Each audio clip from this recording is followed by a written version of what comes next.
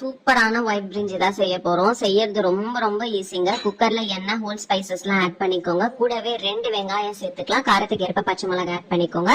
பச்சை மிளகாய் கொஞ்சம் நிறையவே ஆட் பண்ணிக்கோங்க. வேற எதுவுமே நம்ம காரத்துக்கு ஆட் பண்ண போறது இல்ல. 1 டேபிள் ஸ்பூன் அளவு இஞ்சி பூண்டு பேஸ்ட் சேர்த்து ரா ஸ்மெல்லாம் போற வரைக்கும் நல்லா மிக்ஸ் பண்ணிக்கலாம். 2 மீடியம் சைஸ் தக்காளி கட் பண்ணி வச்சிருக்கேன், அதையும் சேர்த்துக்கலாம். இன்னைக்கு நான் கேரட் பீன்ஸ் கொஞ்சமா கட் பண்ணி வச்சிருக்கேன், அதையும் சேர்த்துக்கலாம். தக்காளி வதங்கணும்லாம் அவசியமே இல்ல, லைட்டா நீங்க மிக்ஸ் பண்ணி விடுங்க. தேவையான அளவு உப்பு சேர்த்துட்டு எல்லாம் நல்லா ஒண்ணு சேர்ந்து வர போல மிக்ஸ் பண்ணிக்கோங்க.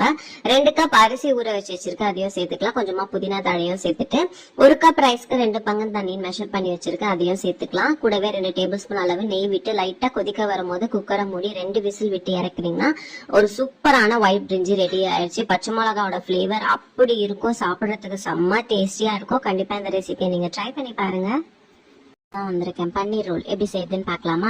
ஒரு பாத்திரத்துல சின்ன சின்ன பீஸா கட் பண்ணி வச்சிருக்க பன்னீர், குடமிளகா, வெங்காயம் இதெல்லாம் ஈக்குவல் அமௌண்ட் எடுத்துக்கோங்க. ஒரு 3 டேபிள் ஸ்பூன் அளவு போல தயிர், தேவையான அளவு உப்பு, 1 டேபிள் ஸ்பூன் மிளகாய்த்தூள், 1 table spoon garam masala, 1 table spoon இஞ்சி பூண்டு பேஸ்ட் சேர்த்து எல்லாம் நல்லா ஒன்று சேர்ந்து வர வரைக்கும் மிக்ஸ் பண்ணி வச்சுக்கோங்க. ஸ்டஃபிங் ரெடி ஆயிடுச்சு.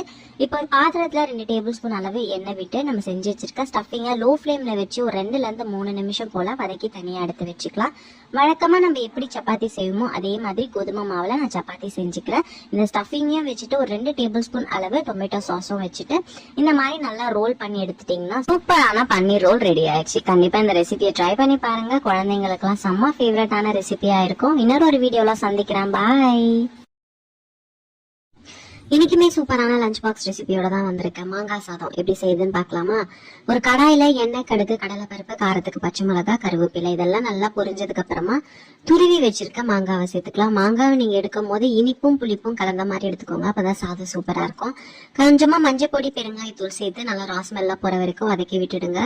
வடிச்சு ஆற வச்சு வச்சிருக்க சாதத்துக்கு தேவையான அளவு உப்பு சேர்த்து கேஸை லோ ஃபிளேம்லயே வச்சுட்டு நல்லா மிக்ஸ் பண்ணி இறக்குனீங்கன்னா ஒரு அல்டிமேட்டான மாங்காய் சாதம் ரெடி ஆயிடுச்சு.